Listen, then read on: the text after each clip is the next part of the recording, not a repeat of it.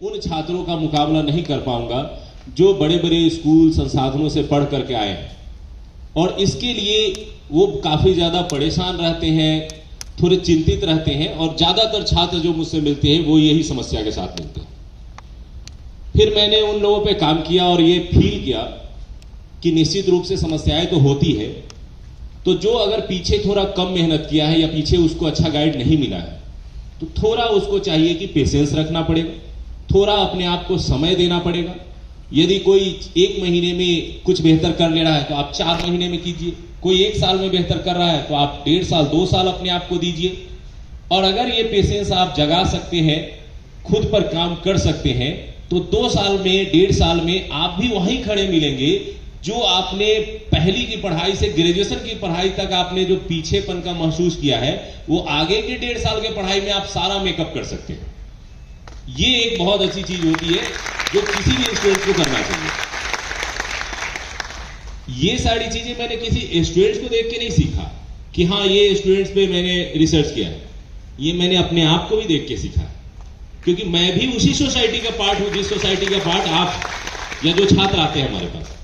मैं बिहार के शिवहर जिले से हूं, वह जिला जो क्षेत्रफल की दृष्टि से बिहार का सबसे छोटा जिला, और जिस समय मैं वहां था, मैं पढ़ाई कर रहा था, उस जिले में एक भी ग्रेजुएशन कॉलेज नहीं था। मैं मुजफ्फरपुर आकर के ग्रेजुएशन कंप्लीट करता हूं, मैं वहीं आकर के अपने पीजी कंप्लीट करता हूं। मैंने अपने तैयारी के 99% तैयारी मुजफ्फरपुर में अकेले एक रूम में बैठ के की।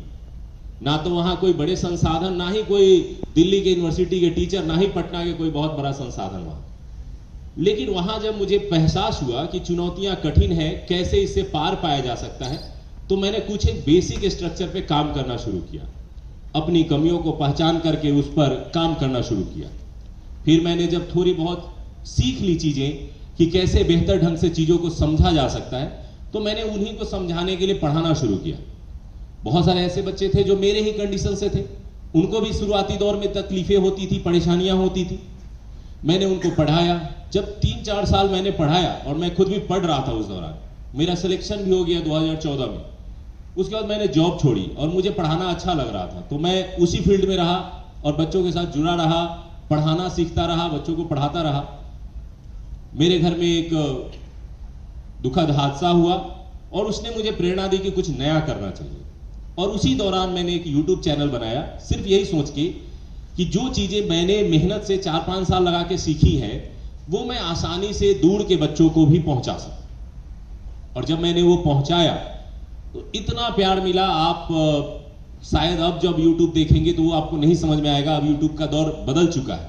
उस दौर में YouTube पे टीचर नहीं थे जो पढ़ाना चाहते थे, फ्री में कंटेंट देने वाले टीचर की बहुत संख्या कम थी, नहीं के बराबर। और उस दौर में मैंने रेगुलर सीरीज वीडियो बनाए, एक एक सब्जेक्ट पूरी तरह से कंप्लीट कराए, और उसका नतीजा ये था कि जब हम लोग शुरू किए थे तो YouTube पे मैं रोज काउंट करता था कि आज 500 सब्सक्राइबर थे, अगले दिन 600 हो गए हैं, अगले दिन 700 हो गए हैं। और जब मैंने 6 महीने में पढ़ा लिए अच्छे से, तो वो दौर आया कि मुझे काउंट करने की जरूरत नहीं पड़ती थी। आज अगर 10,000 सब्सक्राइबर है तो अगले दिन 20,000 होता था। और उसका परिणाम रहा कि बिहार में YouTube के माध्यम से जो गोल्डन प्ले बटन मिलता है, वो एडुटेरिया पहला एजुकेशनल चैनल था जिसको ये गोल्डन प्ले बटन YouTube की तरफ से आया। और उन्हीं परिश्रमों का नतीजा रहा कि फिर हम लोगों ने जो भी प्रोग्राम चलाए, शिद्दत से चलाए, और उसमें अपार सफलता मिली। चाहे पब्लिकेशन के क्षेत्र में हम लोग आए हो, तो एडुटेरिया मैगजीन आई, तो मुझे नहीं लगता कि आप में से कोई भी छात्र होंगे जो एडुटेरिया मैगजीन से परिचित ना हो। और अगर आप किसी भी सफल छात्र से जाके बिहार में पूछ लेंगे और वो ये ना कहे कि हाँ मैंने इसको नहीं पढ़ा, तो वो हम लोगों की जर्नी रही, वो हम लोगों की सफलता रही।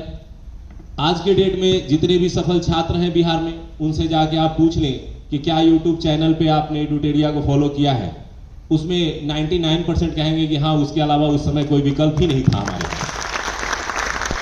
और उस समय का छोड़ दीजिए, 69 का मैं रिजल्ट की बात करता हूं, अभी रिसेंटली सबसे लेटेस्ट रिजल्ट है, उसमें कुल 16 DSP शायद सेलेक्ट हुए। उनमें से मैं अभी लगभग 13 लोगों से मिला था जो सब लोग आए थे घर पे, तो उनसे भी जब चर्चा हो रही थी तो उन्होंने कहा कि सर शुरुआत मेरी भी वहीं से हुई है।